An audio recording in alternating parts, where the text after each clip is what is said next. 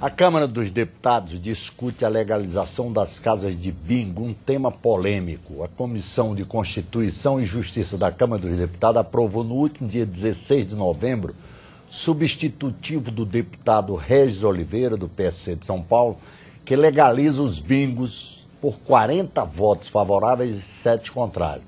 O relator sustenta que 17% dos tributos arrecadados vão para a área social.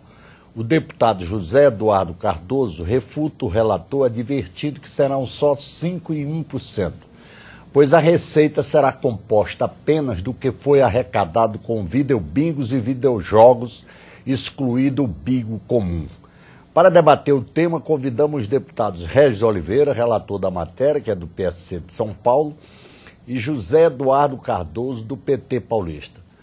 Deputado Regis Oliveira, na verdade, a legalização dos jogos é vista com preocupação por muitos setores no Brasil, porque abre lugar para a lavagem de dinheiro, a ação clandestina do crime organizado, né?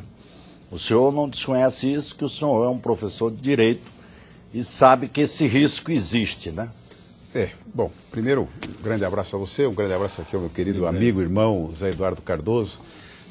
Partícipe aí, professor dos mais brilhantes, um dos exponentes desta casa. Pena que está no Partido dos Trabalhadores. Parlamentar respeitado. Pena que está no Partido dos Trabalhadores, né? Quisera eu já ofereci tudo da minha legenda para ele, se ele quiser. Tá? É um querido amigo, um homem brilhante, intelectual, dos maiores da casa aqui. Obrigado. E não só da casa, mas também do mundo jurídico nacional. Olha, a ideia é a seguinte: a lavagem do dinheiro pode ser efetuada em qualquer ramo. Agora mesmo, recentemente, foram apreendidas sequestradas duas fazendas do Fernandinho Beiramar, que estão levadas a leilão. É fazenda. E pode ser lavado dinheiro em qualquer atividade deste país. Então, o banditismo entra em todos os lugares, né? Bom, então como é que a gente faz para evitar que isso ocorra? O texto não é meu, o texto veio de outras comissões, eu fui apenas o relator e concordei com o texto. Li bem o texto, estudei profundamente o texto, vi as vantagens e as desvantagens. Então, veja, não posso eliminar a possibilidade de ter lavagem de dinheiro, mas também não posso crer que seja obrigatoriamente, com a instituição do bingo, que haja lavagem de dinheiro. Isso não é uma assertiva que possa ser comprovada em todas as hipóteses. A partir daí, o texto vem e cria mecanismos todos para impedir que isso ocorra. Primeiro fator que me parece importante: as pessoas que vão ser sócios de uma empresa para ter o jogo do bingo, eles terão que ter um capital mínimo comprovado de R$1 milhão.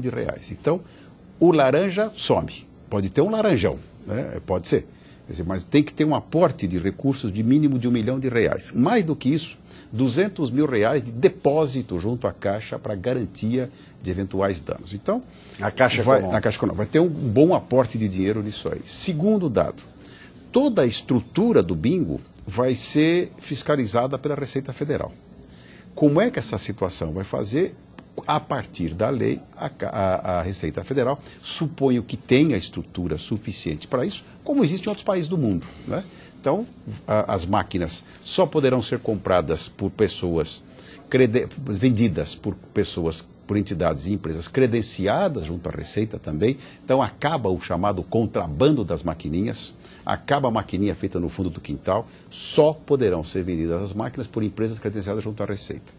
Bom, a partir daí, se a pessoa tiver credenciada na Receita... Tem também o risco de introdução nessas casas de bingo das caça-níqueis. Não, vai ter o caça-níquel, não é risco, é previsão. Ah, também caça-níquel? É o videojogo. Esse caça-níqueis... É o videojogo. Então, mas jogo de azar. Mas tem um jogo de azar, por acaso é um jogo de sorte, a loteria esportiva, a cena, a telecena, nada disso é jogo de sorte. Todos são jogos de azar. Peraí, mas isso, veja só, isso tem no mundo inteiro, né? Todos os lugares, a América Latina inteira tem jogo, a Ásia inteira tem jogo, a Europa inteira tem jogo. No Brasil não há jogo. No Brasil são os bicheiros que entram aí, que é uma organização. Aí o jogo do bicho. Quem é que impede isso de existir? O jogo do bicho está aí solto, absolutamente olhado, entre aspas, pela fiscalização, pela polícia, todo dia ele funciona normalmente, né? Todo lugar. Você jogar bicho aqui, você joga em São Paulo, você joga no Rio, você joga em todo lugar. Então o Brasil é uma grande jogatina. O Brasil é um país de jogo. Só que quando se fala em bingo, bom, aí então, por problemas passados, claro, dá-se a impressão de que vai abrir bingo, vai ter bandidagem, vai ter lavagem de dinheiro, vai ter picareta e tal. E por isso é que o projeto de lei, que não é meu, volto a insistir, é muito bem feito. Ele foi redondinho para poder impedir que isso ocorra, né? Bom, a partir daí, veja só, a máquina é controlada, a máquina tem um número de apostas efetuado, nós divergimos na comissão, aliás, o deputado Zé Eduardo tem razão nesse ponto, veio do texto original com 50 mil jogadas para poder ser revisto, e nós colocamos 1 milhão de jogadas. Aí eu me lembro bem disso, o Zé falou, mas qual é o critério que isso tem? Realmente não tem critério. Pode ser um critério de 50, de 100, de 200, de 300, de 500. Não há um critério. Para a máquina poder ser aberta, e a máquina tem o seu sigilo, ela grava todas as mensagens, todas as apostas, e então a qualquer hora a Receita pode fiscalizar a máquina para saber se o imposto de renda foi bem pago, né? Até aí, então, é mais ou menos isso como a gente está caminhando. Depois eu volto a dar outros detalhes do projeto. Deputado Zé Eduardo Cardoso, o senhor que tem posição notoriamente contrária a essa legalização, quais são os riscos que o senhor vê nela? É sempre uma temeridade de divergir do meu amigo Regis, né? Eu não vou aqui fazer os elogios porque ele merece, porque senão vai parecer que é uma retribuição. E não, é um homem brilhante, um homem correto, sério e um jurista de primeira linha. Aliás, eu sempre me referencio nas obras dele. É verdadeiro. Mas nesse caso eu discordo, porque eu acredito que nós podemos discutir a questão do jogo sob duas perspectivas. Primeiro, se você é favorável por princípio ao jogo ou se você é contrário. Mas vamos partir do pressuposto que nós sejamos favoráveis ao jogo. Para que nós possamos ter a prática do jogo no Brasil regularizada, não sob controle do Estado, porque hoje nós temos o Estado com loterias, etc., mas sob controle do mundo privado, é necessário ter certas garantias e pressupostos que são básicos. O primeiro deles é um eficiente mecanismo de combate à lavagem de dinheiro.